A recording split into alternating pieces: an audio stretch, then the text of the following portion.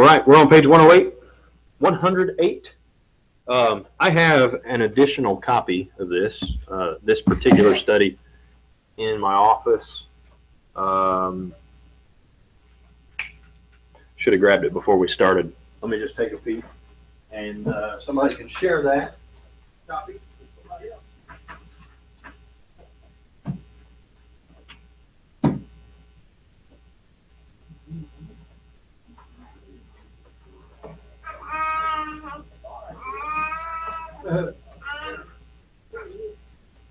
All right. Let me nail that down or something. Who wants to? We got it. All right. You have page 1 over here. Page 2. Here you go. Y'all can kind of look off of this. We're on page 108. I think our page numbers do coincide. So page 108. And we're going to talk about the budget a little bit more today. You know what I forgot? Hey, AJ, go get the graph paper off of my desk and pass it around. Make sure everybody gets one, at least all the adults. So last time, not last week, but 2 weeks ago, when we were dealing here with financial freedom for the present, we talked about how to use, we began to talk about using a budget. Began to talk about what it means, planning for a budget. And now we looked at prioritizing a budget, and hopefully you guys have everything that you need for that. And if you have any trouble with that, just go online to youtube.com/BROABC, BROABC. What's that? I don't need any. Everybody else does though. All right. So, okay, yeah, if you have one from last time, it's good. So, you can go to that and go to the ABCs of Christian Maturity. It's the very last video, but now this one's going to be on there, so it's the second to last video. It'll be financial freedom number 10, and that'll give you prioritizing a budget and planning a budget. Now we're going to talk about producing a budget. That's why you have a piece of paper in front of you. You can either use the graph or don't use the graph. I gave you the graph so you have lines. So you can either use that or not. So, step 1, determine your gross monthly income. Even if you're paid weekly, it is more practical to budget on a monthly basis than calculate back to your actual pay schedule.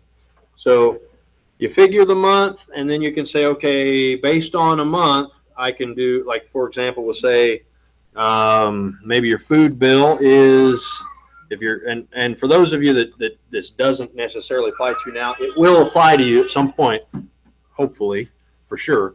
And for you kids, it does apply to you. Someday you will need this information, so take it in as much as you can. Okay.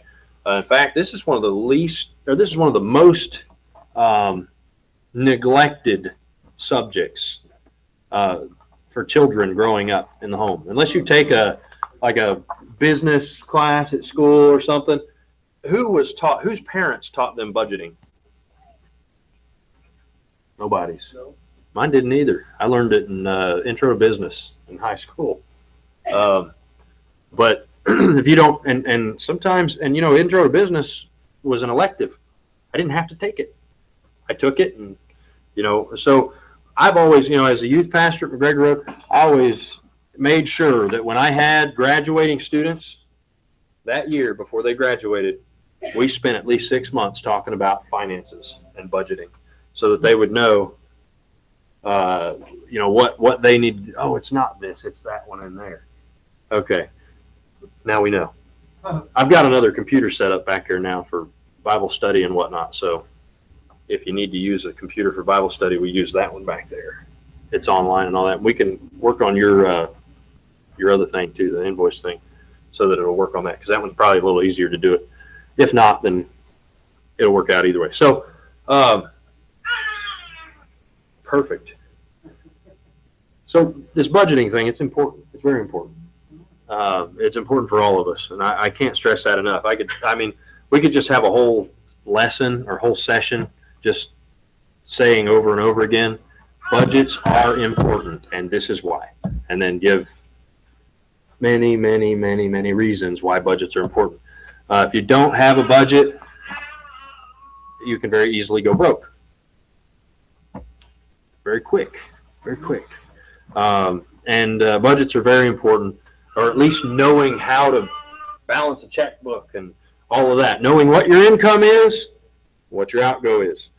Now, writing down a budget is very helpful. We've done that, I don't know, probably dozens and dozens of times since we've been married. Write down a budget. I sat just a few months ago and wrote out a budget, and I was like, just kind of going off of what our normal expenses were and everything, business and personal, and I'm like, there's got to be somewhere where we can say, you know what, we don't need that. We don't need that. We don't need this. You know, that's one of the things when you put your budget together, you got to stop and think, how much of this stuff do I really need? What can I cut out? Because if you have debt, that's really what you need to think about. What can I cut out to make sure that I'm spending wisely so that I can pay off my debts? So step one, though, of that budget is to determine your gross monthly income. I would also, or well, he's going to go into step two there as well, but your gross monthly income. So the old school accounting method, we may not get to that for a little while, so I'm going to mute that. The old school accounting method kind of goes a little something like this, and I'm working off of memory. I didn't review this accounting thing. Anybody do accounting? Sometimes a little bit. Okay. Don't remember? Okay. Let's see here. First of all, find a marker. I like purple. All right. Purple is good for this board here. Good for your visual too. Blue or purple is usually pretty good. Okay. So old school accounting method. You have what categories do you have for accounting? Credit, You have credit and debit, and that's your basic ledger, right? But then if you're going to do like a full net worth type accounting structure, what you want to know your full picture, your full financial picture. You're going to consider what's the first thing that you ask yourself? What do I have? What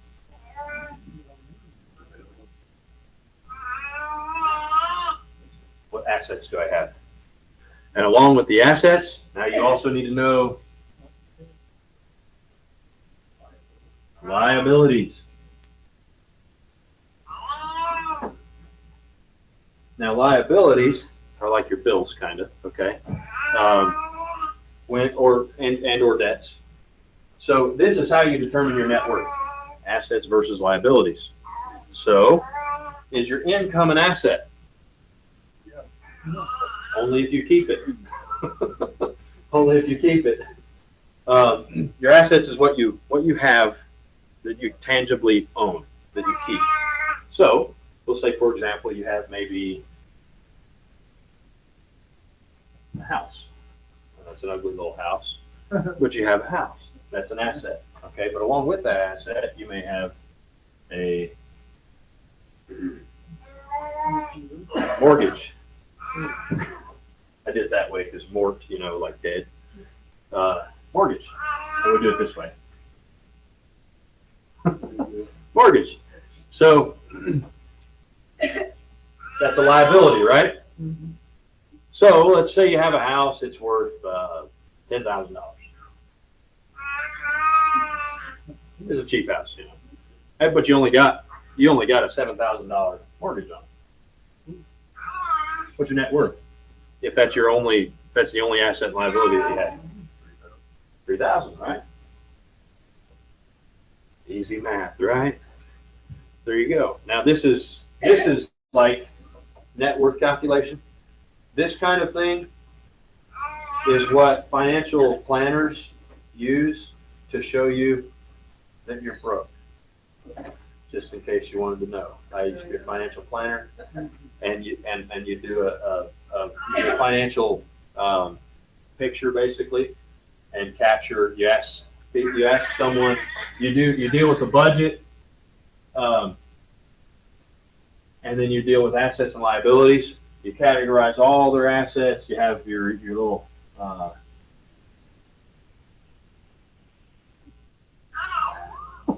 little hoopty here, and you ask them, you got a car, what's it worth? $10, right? Let's say you have, what's the average American household have, like 1 or 2 cars or what? I don't know. Let's say you have 2 cars, and they're worth what? Let's say they're cheap cars, and you don't have any debt on them. We'll say they're $2,000 cars. Right? You got 2 of those. So that's how much? Okay. All right. And you don't have any debt on them. That's a good thing. So what's that mean? That's $4,000 in net worth added to your picture. So now you have $7,000 of net worth. Okay. I sat down with someone a few years ago, and I did a financial outlook on them, and we put down their income. Okay, annual income. Their annual income was $100,000. What's that? Not too shabby-ish, but they also had a house that had a $1,300 a month mortgage payment. So we figured up their budget and everything, and we found out that at the end of the year they saved nothing. As a matter of fact, at the end of the year they were at a deficit on their budget, and so they had a plan according to the budget, their spending limit. In fact, they had these people smoked and drank, and we actually calculated. I said, how many packs of cigarettes do you smoke a day? They told me, and I said, okay. How much are cigarettes? They said, this much. Okay. And so then you multiply $1 for packs for that, so you have $1 per day. You multiply that 365 days a year, and then you've got how much they spend on cigarettes. You say, well, okay, and the husband drank, but the wife didn't. And I said, okay, how much does he drink? How much does he drink? Okay, a case a week. Okay, and I said, well, how much is a case? And it's, give me the amount, and then you go ahead and calculate that out. 52 weeks, and this is how much you spent. I said, man, you guys spent $15,000 on bad habits. I'll tell you what, I've got a plan for you. $15,000 a year. Every time you think about smoking or drinking, send the money to me, and I'll tell you don't do it. I mean, you're wasting it anyways. Just send it to me. I'll tell you don't do it. And if I do that with 3 people, I'm making $45,000 a year just telling people don't do it. I mean, that's a pretty good deal, isn't it? So in this case here, step 1 on the budget is to determine your monthly income. Okay. Now you can put together an annual budget. You put together. The idea is when you look at your monthly income, you want to like your monthly income and your monthly outgo. So you have your credits. That's different from a credit card. That's a credit to your account is your monthly income. Now there's different levels. You have 100, 200, 300, 400, 500 levels. That's accounting terms and stuff. We're not going to fool with all that because you guys don't need to be accountants necessarily. You just need to know assets and liabilities and credits, and debits. Okay. So your credits is your income. So that's the annual income on 100K. It's what, 8,000 a month, something like that. 8,000 a month is 104,000 a year. So roughly. We're not going to use. Well, that might be easy math. We'll just do that. 8K. Anybody make 100,000 a year? Maybe we should go with half that. Where's my eraser? There we go. Green towel. We're gonna go with what is the average income for a family these days? What? 50,000, 35. Do I hear 45? 35,000. Okay. The what's that? According to health insurance companies, 35K. Okay, what is 35K? See, I'm trying to write this. 35K. What's that a month? 35 divided by 12. Isn't it nice to have a calculator? 2916. 2916.66. So it's 2917. So 29. This is annual. 29.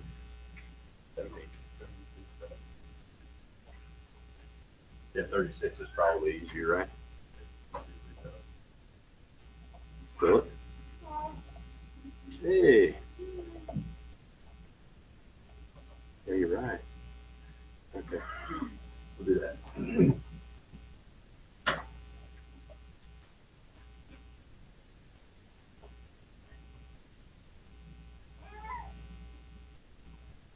$1,000 per month. Okay. So if your income, this is our example, okay? Our example budget. So everybody in here makes $3,000 a month. If you make more than that, you just got a deduction. If you make less than that, you just got a raise. So that's what we'll work off of for now. Everybody in here makes $3,000 a month. If you don't make $3,000 a month, don't write $3,000 on your paper there, but go ahead and write what you make per month on there. Now don't show it to anybody, because this is your budget, not my budget. So you write your monthly income. That's your first step. Step 2, that's gross, okay? Step 2, subtract your gross monthly income, or subtract from your gross monthly income the tithe and your monthly taxes. So if you make $3,000 a month, what's your tithe? What's your tithe for the month? 300. Okay. Oops, it's not there. This.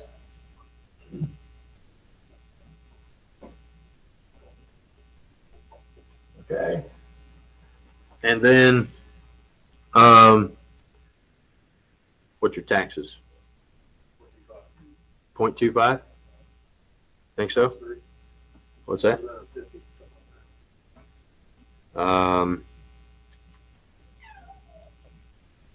What you said 0.25, right? So it's basically 25% of your gross.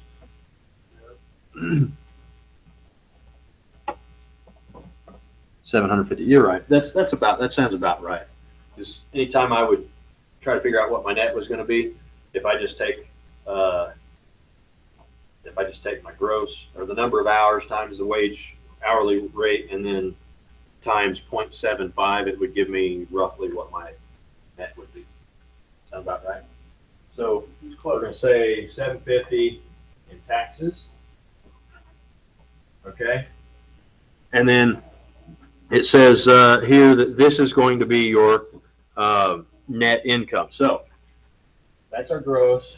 That's not what we're working with, though, for our budget. We're working with net. So 3,000 minus 750 and 300. That's 3,000 minus 1,050, right? Yeah. So that's what? 1,900? Yeah. 1950. 1950. All right. So we got 1950 to work with. Isn't that great? Okay. So now, step 3. List every expenditure you know or can possibly anticipate. If possible, study your previous spending habits and use them as a starting guide. All right. That's the easy way to do a budget. Look at your old spending habits, and there you go. So we'll say we make 1950, or we take home 1950, and we're just going to go with our category guidelines here. Okay. So category guidelines. Housing. How much should we be spending per month if we make 1950? Get your calculators. 1950 times 0.32 to 0.37. 624 is your ideal number.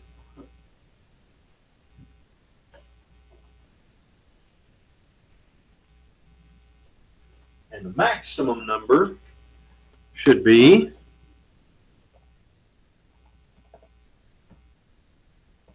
0.37,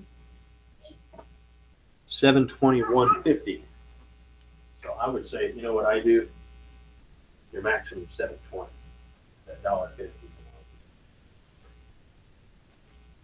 So that's your monthly housing. And housing includes rent or mortgage, along with taxes, utilities, insurance, furnishings, maintenance, telephone, gardening, etc. If you have a mortgage, this is the amount of the mortgage payment, which will include your taxes and insurance, okay? But it's also going to include your maintenance, gardening, all that stuff. That's your housing expense. That's why most people say your monthly payment should be about 25% of your net income. So that makes sense. Now, if you're renting, a lot of that stuff is included. Now, he's including utilities in this number. No way? You don't think so?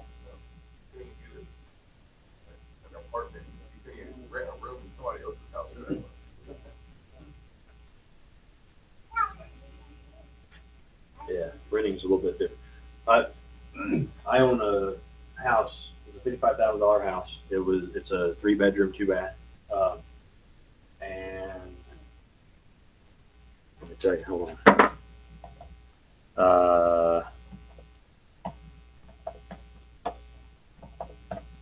I spend $750 a month.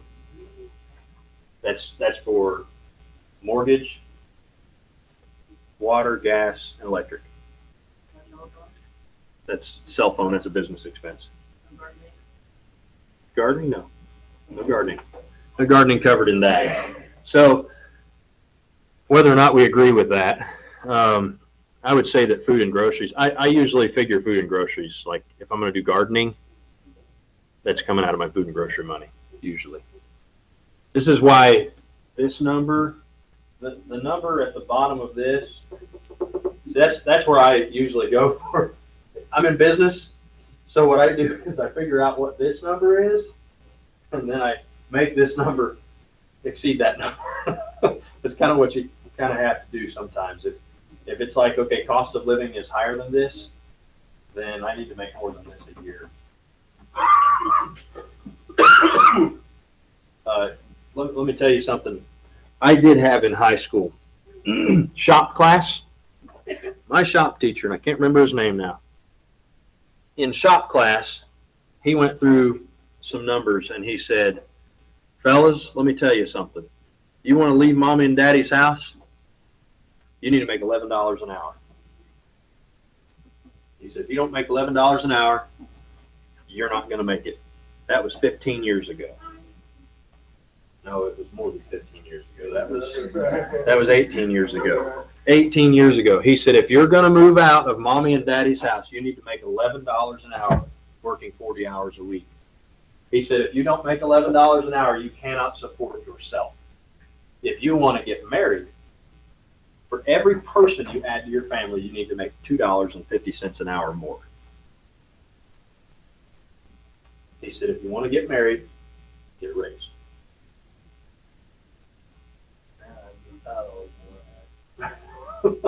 Right? And it's more than $11 an hour now. It's more like 15 probably to start with.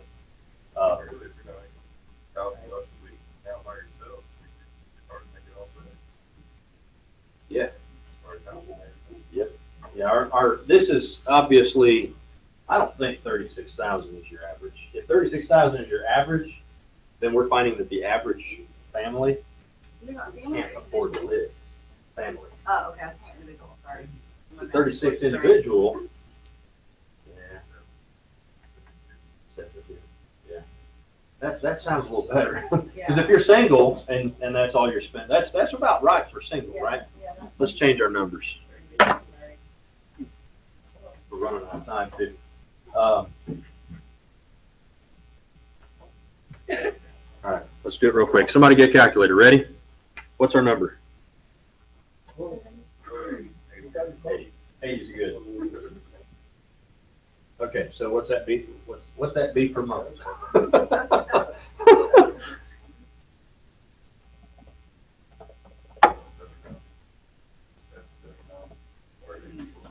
$6,666,666,666,666.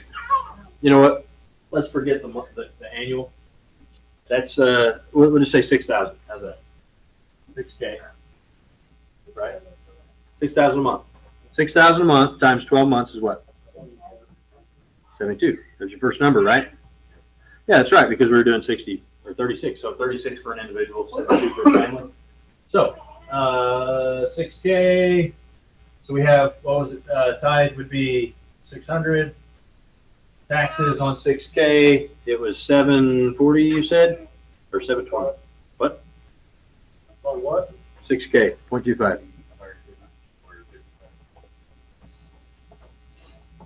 Yeah, 1,500, you're right.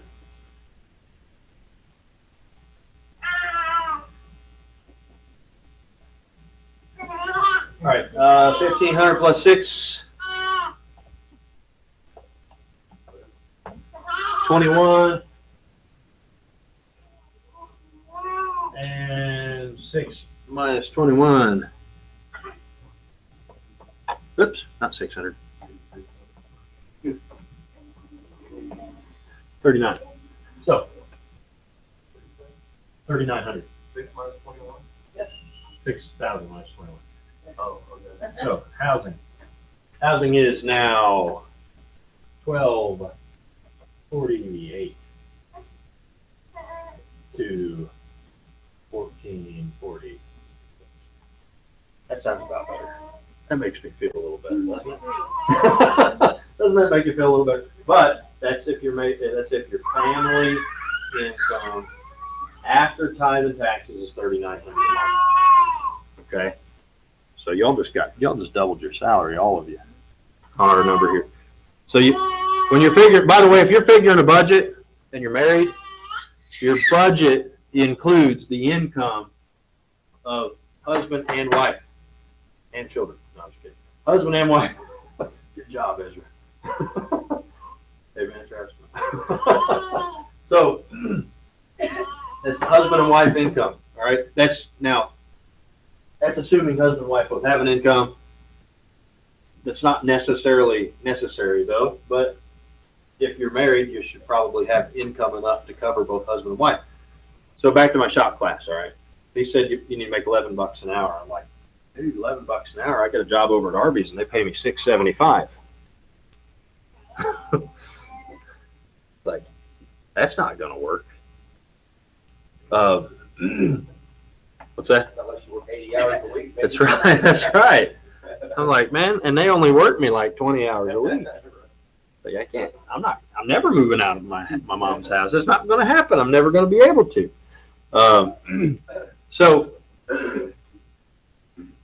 all right. So there's your housing expense. Now, what about food and household supplies, which would include groceries and personal items like toiletries and whatnot? So 12 to 17%.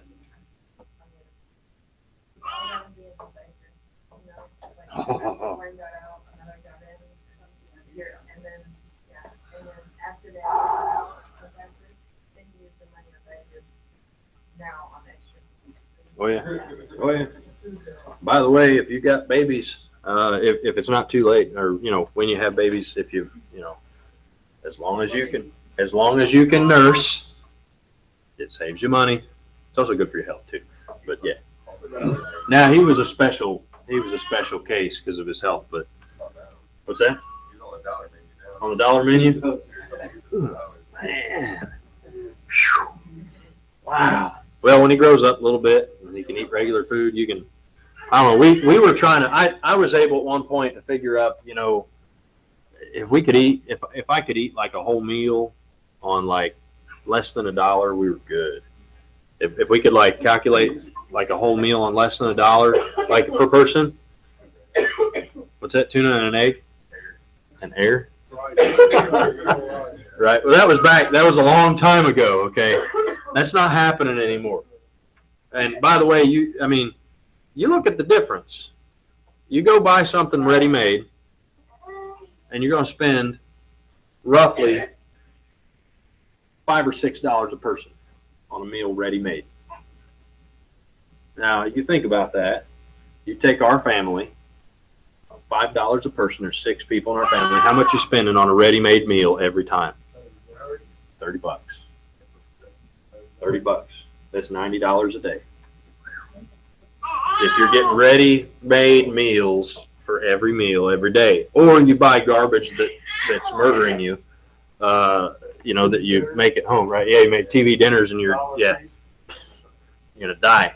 You're gonna die in 6 years on that stuff. But sodium.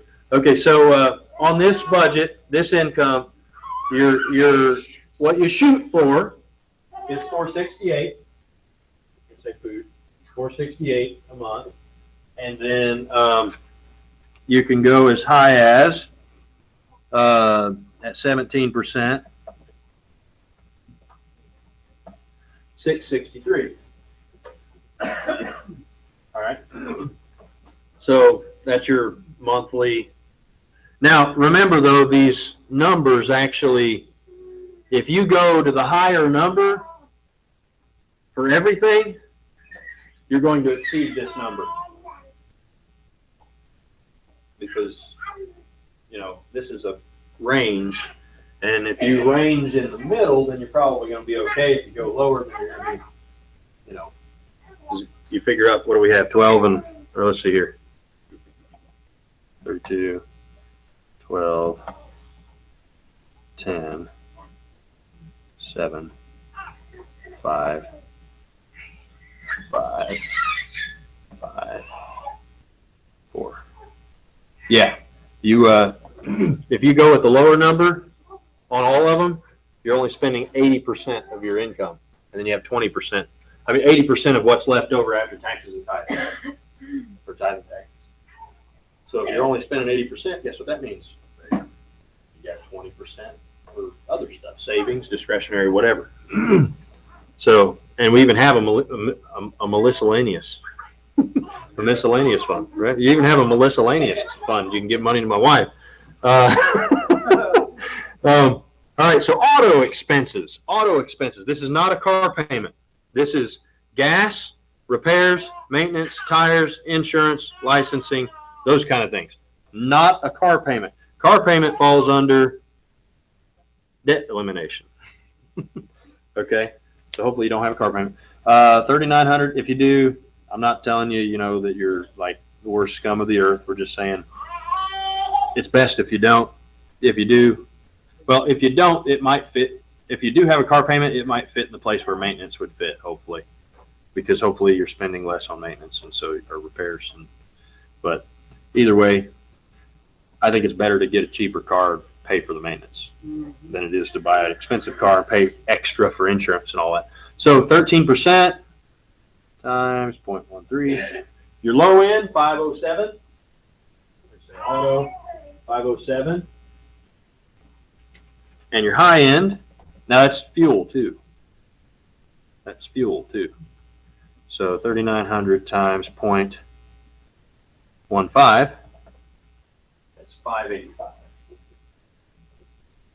right. So from 507 to 585. That's your that's your range there for auto. All right. Does that make sense? You guys thinking about that? How much you spend in gas and all of that, right? 507 to 505. That's also insurance. Can we talk about any of that stuff? Is it like wrong to talk about this stuff? I've got 3 vehicles. That van that we use for church, it's our vehicle. We pay for the insurance and stuff for it. And then my truck, and then the rendezvous. So a lot of times we'll swap around what we're driving all the time, but they're all insured. And for 3 vehicles and 2 drivers, we pay $130 a month. That's for full coverage on all 3 vehicles. $130 a month. Not too bad. Anybody pay less than that? I don't pay anything. For one vehicle. Say, who's got one vehicle insured? Anybody? Okay. Where's your range? 90? Well, adding that van added $60 a month. It doubled it almost doubled the thing. Oh yeah, wait till the kids are home, man. Hey, in 4.5 years he can have his permit. And a moped. What's that? Yeah, it'd be $100 a month more. Well, that's what it was when I had my own insurance when I was that age. It was $120 a month. So 90, 48. That's pretty good. That's pretty good. When we had one vehicle, it was about that 35, I think, at the lowest. But that was for liability only. We didn't have any comprehensive or anything. And people ask me, why in the world would you have full coverage on a 1995 Ford F-150 that's rusting through? Because if somebody hits me or hits her, well, no, that's uninsured motorist. But if somebody hits her and I want to go after them, I found out that if they contest it and their insurance company contests their liability for that accident, I personally have to fight it. If I have full coverage, my insurance pays for it, and then they fight it. If they don't answer the phone, or if they don't go along with the insurance company calling them, they don't have to pay for it, even if they do have insurance. Wow. Like, They do. so we can't With- hold up. You gotta push it real hard. Yep. Yep. My mother-in-law was driving our van, and it pretty much got totaled. Somebody pulled out in front of her. They were in the wrong, and the other insurance company was trying to work some deal of like, multiple liability kind of thing. Like we were so much liable and they were so much liable. And I was like, no, they're 100% liable. They totally turned she had a green light and she's going straight and they turned in front of her. It was their fault. And they turned in front of her she didn't have enough time to react. I mean, they were sitting in a turn lane. They turned left right in front of her. It wasn't like they were getting a yellow light and she was getting a yellow light. I mean, they had yield while the other, they had the responsibility to yield until all the traffic had passed and then they could turn. She was right here and they just right in front of her. I mean, right in front of her. Yep. And you know what? We didn't have full coverage. You know how much I got out of that van? $800 when I sold it. When I sold it as junk. I sold it for $800, damaged. I got a good deal, but I probably could have got about $2,000 out of it from insurance. If the insurance would have paid off. So auto. So you think about that. You take $100 out of that. You only have $407 for fuel. If you got a big old beast of a vehicle like my truck, and you're spending, depends on how many miles you're driving and stuff. Man, I don't even want to know how much I spend. That's why I do this business. Again, how much am I spending here? Is how much I need to make over here for the business to keep operating. Yeah, the truck will eventually get plastic, right? It's 21 years old now. So, what's that? 20 years is plastic. Hey, we have a classic truck. That van's going to be a classic in 2 years. The church, or what's that? The insurance will go down or up? Up. Nah, only if you insure like plastic. Yeah, but then you gotta. No, the insurance will go down, but you can only drive it so often. So, anyways, yeah, I drive for business, and I mean it's not uncommon for me to drive 200-300 miles in a day sometimes. So, yeah. So there you go. But I also have, I can write off 54 cents a mile for taxes too. So that's a whole other story. If you're running a business, you still do a budget, but you do it just a little slightly differently because part of it is business loss. And so it changes what this number is because this number is like if you're working, like for me and you, we're running a business, we kind of have to figure what does it cost us to make money, and whatever it costs us to make the amount that we make. I mean, if you've got $300,000 a year coming in, you're not necessarily making $300,000 a year. If it costs you $280,000 a year to make $300,000 a year, you really only make $20,000 a year. You know that, and some businesses are actually that way. I mean, I know some businesses where your cash flow is $500,000 a year, $500,000 a year, but you're only getting 50 of that. That's, yeah, it's like her dad, yeah.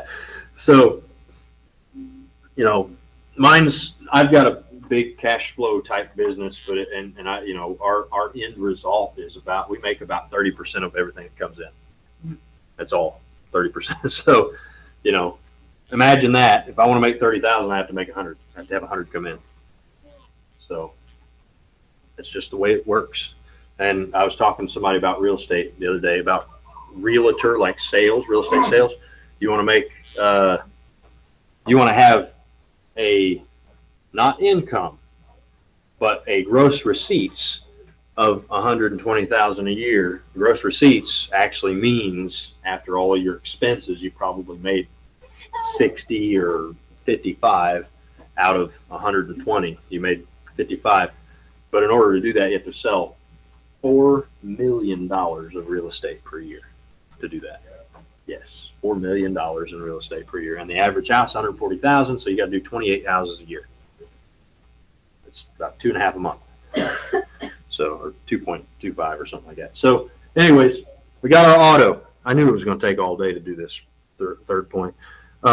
Insurance and medical. That's for premiums for health, life, disability, also for deductibles, co-payments, special family needs, you know, eyeglasses or orthodontics, prescriptions, things like that. Should be around 10 to 15% of your income. That's for your insurance, monthly insurance payments and all that stuff. Okay, so we're going to look at that. What's 10% of 3,900? What did we say that was? Is that health or medical insurance? Go say INS. 390 to 15% would be 390 times 1.5 would be what? No, 15% of that. 585. 585. Is that right? Roughly. All right. 19 and a half. 39, 58 and a half. Yeah. 585. You're right. 585. Oh, we should have known that because that was 15 up there. Okay, so 585 is your max. 390 is what you're shooting for, hopefully. This is for family. Anybody have insurance less than 390 a month? Oh, health and life together. I think we've got a high deductible plan. It's a $5,000 deductible. We pay $90 a month for them, and then I've got VA healthcare, so, and I don't pay anything for that. I just paid for, you know, I'm injured for my military, so that's how I paid for it. They broke me, so they're gonna fix me for the rest of my life. So, anyways, we got a super cheap deal, but you also have to figure into that up to, and it's $5,000 per person per incident, not per year for us. Now you can get a different plan where it's, we could pay a little more and get a different plan, but if we figure that, I mean, you think about it, that's 5 people or 5 people covered under that plan. So 5 people times $5,000.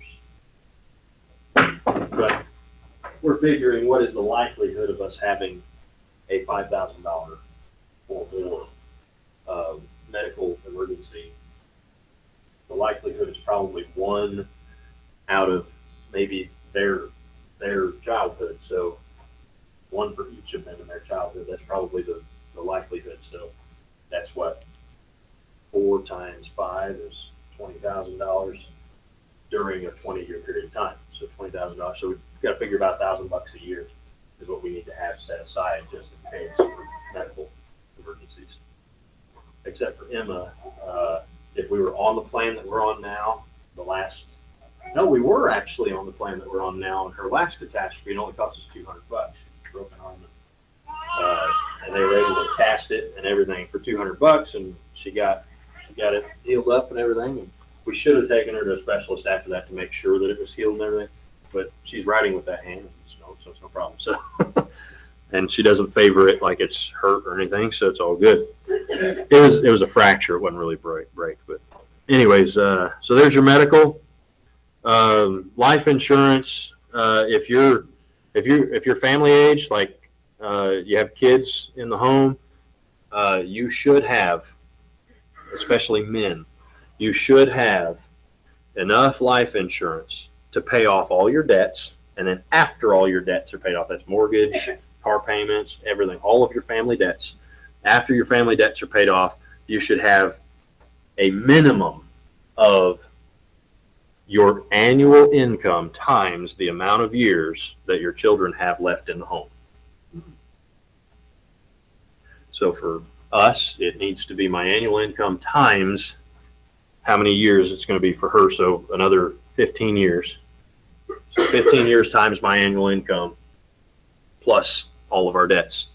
That's how much life insurance I should have. By the way, I'm licensed life insurance agent. If you, no, I'm just kidding. I am, but I'm not contracted with anybody. So if you needed life insurance, I'd have to refer you to somebody else. And it's kind of technically like, you know, I'm in a favored position, so I can't sell any of you life insurance. So whatever. So that's your rule of thumb. If you're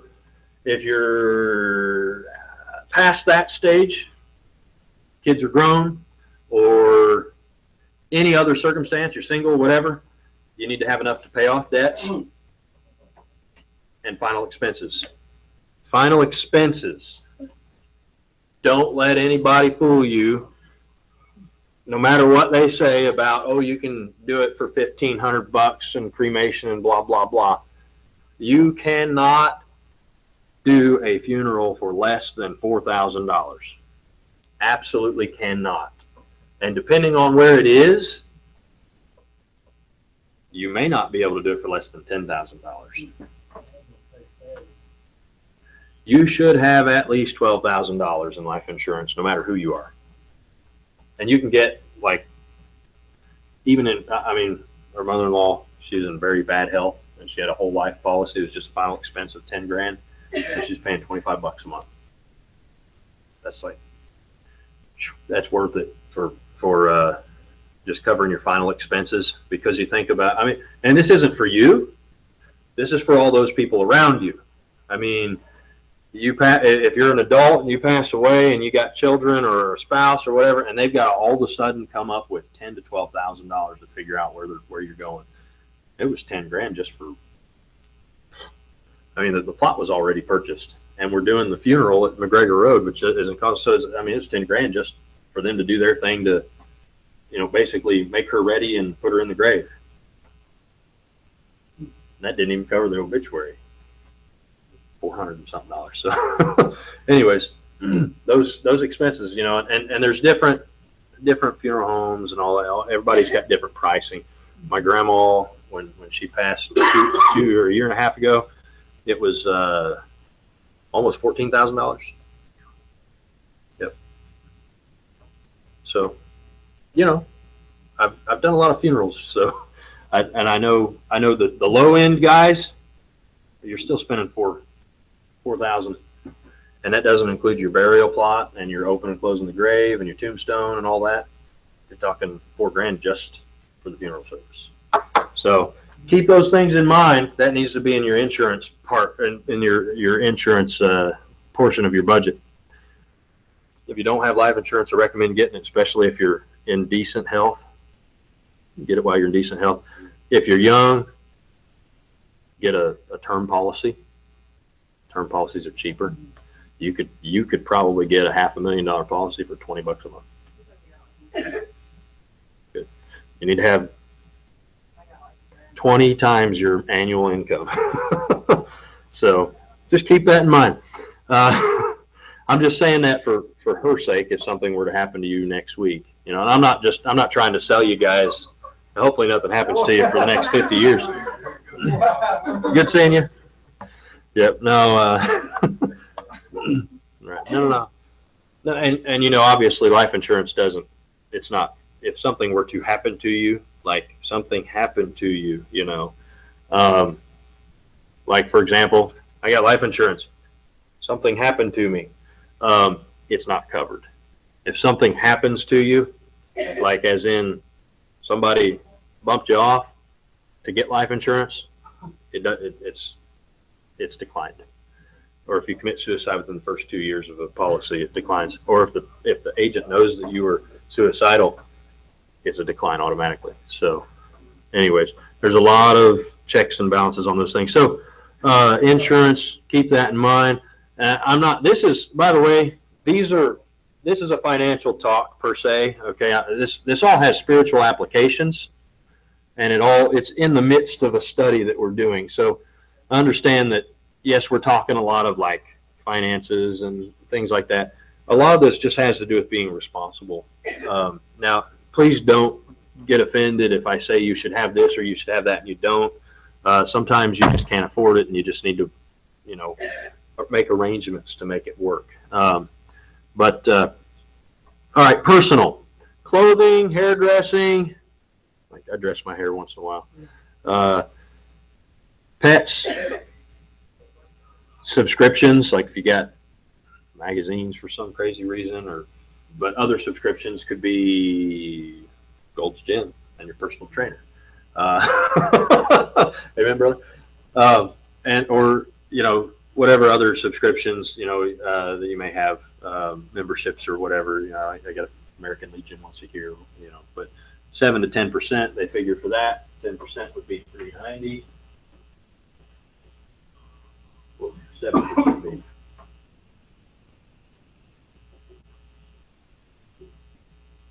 $7%. 3,900. Are you guys following me here?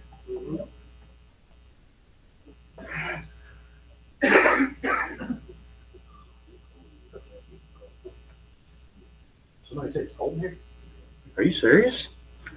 Dude, I'm burning up. It's 75 degrees up here. All right.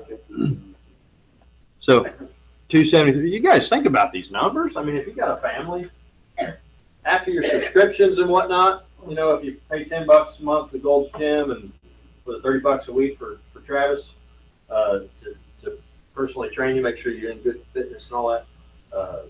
What's that? 36, 12, $120 plus a $10 membership fee is $130. You still have a whole bunch of money left over for haircuts and what's the other personal stuff we talked about? No. That's in your food and household supplies, haircuts, pets, and clothing. Yeah, but you're thinking this is family though too. So if you got that in your budget though for clothing, think about that though. If that was our personal, you cut our hair, so that's free. So if we had that, if that's our clothing budget a month, that is a lot. But you know where this goes for our family? What'd you say? No. Yeah, that goes into the gardening fund. No, I'm just kidding. Some of that goes into food, is what it does for our family, just because of the size of our family.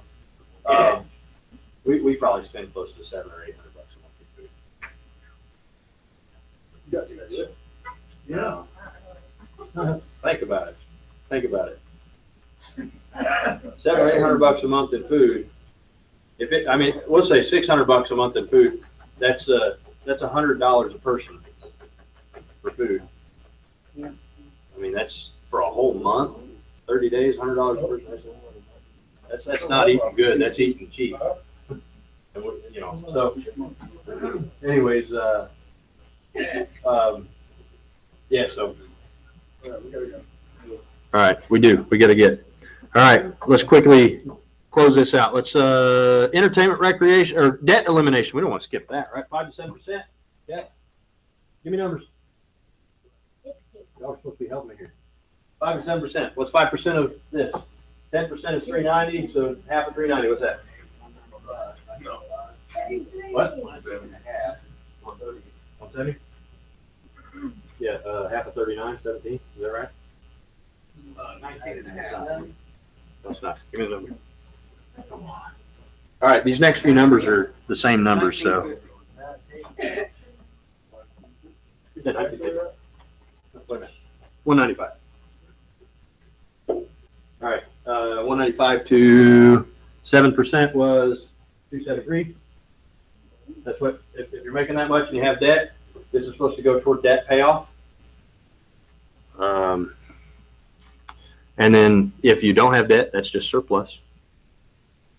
Have a nice day, you just got a raise. Entertainment and recreation. Okay, entertainment, recreation, same numbers. That's no, entertainment, recreation is, yeah, it is dining out, family days, sport, vacations, gifts, stuff like that. Starbucks, oh man.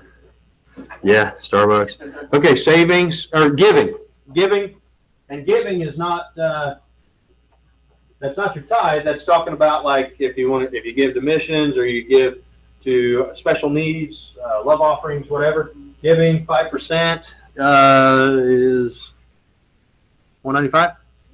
Yeah, 195. You only put 5% there for that. So the next one was savings. 5% is what he puts for savings. It's 5% of your net. So, at 195, if you're debt free, which by the way, if you have debt, you just need to get a quick little emergency fund. I would put this 5% here back on debt because you're going to pay more in interest here than you're going to make in interest here. So it makes more sense to put this money on that to get rid of that. Then you put all that you were paying on this and that back over here. So debt takes priority over savings to knock it out because you're going to pay more in interest than you're going to save in the long run. Then miscellaneous, or miscellaneous, right? This is the money you give my wife. No, I'm just kidding. 4 to 5%. It's up to 195. Put 4%, 1% off of that, so $39. So 195 minus 39, what's that? 195 minus 39? 195. Yeah, make that. I'm not thinking. I'm asking.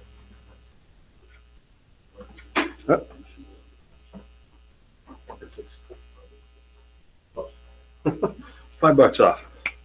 I'll take it. No, I'm just kidding. So however these figures are arranged, they must total 100% or less. This would be 80%. This number over here would be 80% of this. Easy. What's 80% of that? What's that? 3,900. $3,120. All right, you got 3,120 out of 3,900. Of course, you have 20% of your income left over that you can do other stuff with. Save or throw it all back on this. Think about that. 20% of your income that you can, I think, what, 58 or 580? We didn't do it 20%. That's like at least, what is it?